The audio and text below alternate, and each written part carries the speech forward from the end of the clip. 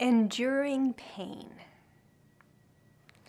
Now, Epicureans in antiquity were often misunderstood and attacked for being devoted to the cult of bodily pleasures. In fact, that sort of misunderstanding is where our term Epicurean comes from.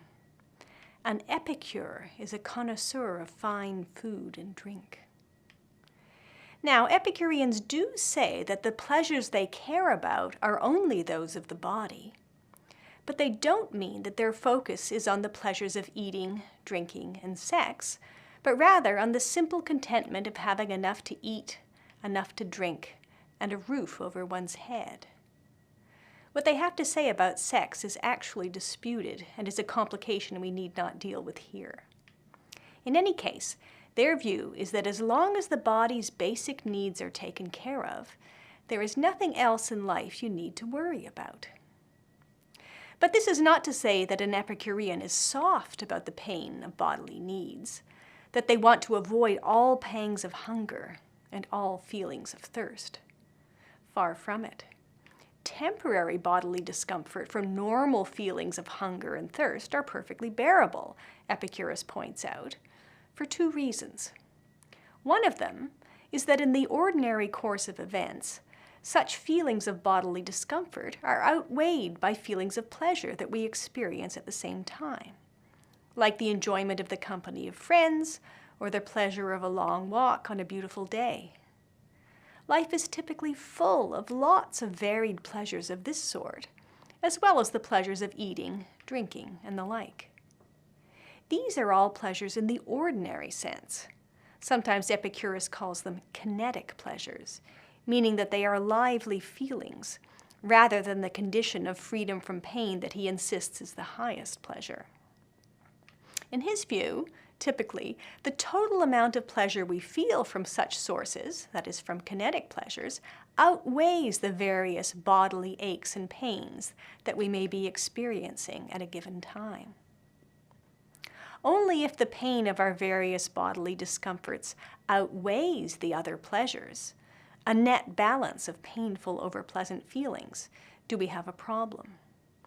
But even in that case, there is something an Epicurean can do to make it bearable. Here is where the second reason comes into play. As we already noted earlier, Epicurus thinks that our experience of pleasure and pain have a significant mental component. For example, feeling hungry while looking forward to a hearty meal is very different from feeling hungry and worrying that you won't be able to find anything to eat. In addition, what we pay attention to and focus our thoughts on makes a big difference. When you dwell on the feeling of discomfort, thinking, "This is terrible, I can't bear it much longer," your experience is very different than if you think about something else, especially if it's something you enjoy.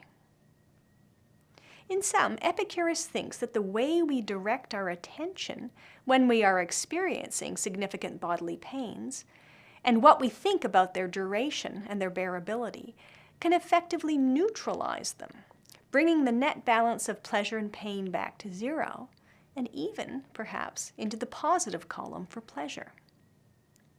And this applies not only to the pains of the natural bodily appetites, but also to the pains of serious illness and bodily injury. That's the subject of the fourth and final remedy in the Tetrapharmacon. Here's how Epicurus puts it in the fourth principal doctrine. And recall that the first four doctrines correspond to the four remedies in the Tetrapharmacon.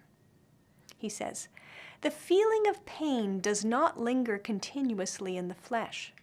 Rather, the sharpest is present for the shortest time, while what merely exceeds the pleasure in the flesh lasts only a few days.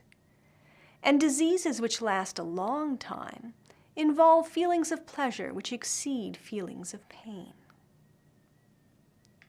These are the sorts of considerations you are supposed to rehearse to yourself when you are experiencing or expect to experience serious bodily distress, so that you can convince yourself that you can bear it, so that you don't make matters worse with the self-fulfilling prophecy involved in thinking, "I can't handle this." Yes, you can handle it, is Epicurus' message, and he is reminding you of how to handle it. His message is that there is an inverse relation between the intensity of the pain and its duration. If it's incredibly intense, it won't last very long. It is, as he says, present the shortest time.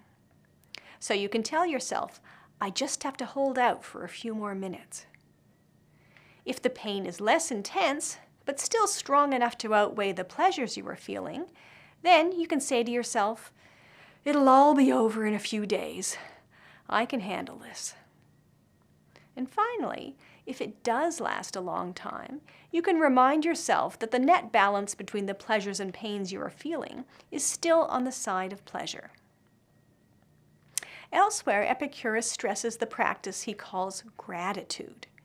It involves deliberately calling to mind pleasant experiences from the past so that you can enjoy the memories in the present and thus tip the pleasure-pain balance back in the direction of pleasure.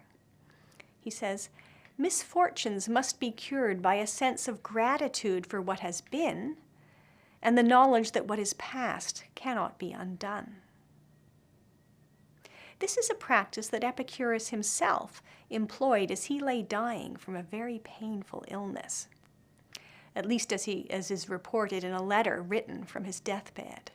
He says, urinary blockages and dysenteric discomforts afflict me, which could not be surpassed for their intensity.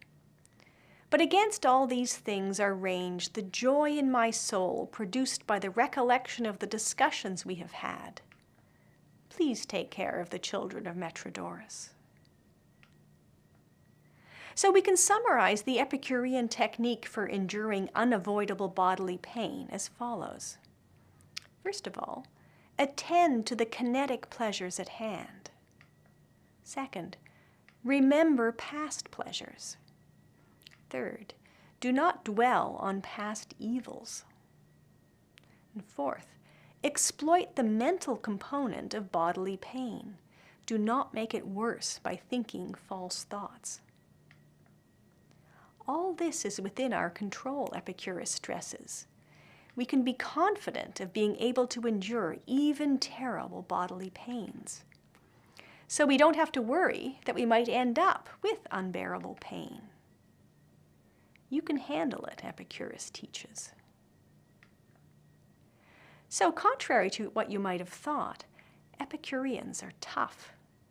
They aren't afraid of anything that life might throw their way. Now, wouldn't you like to be an Epicurean?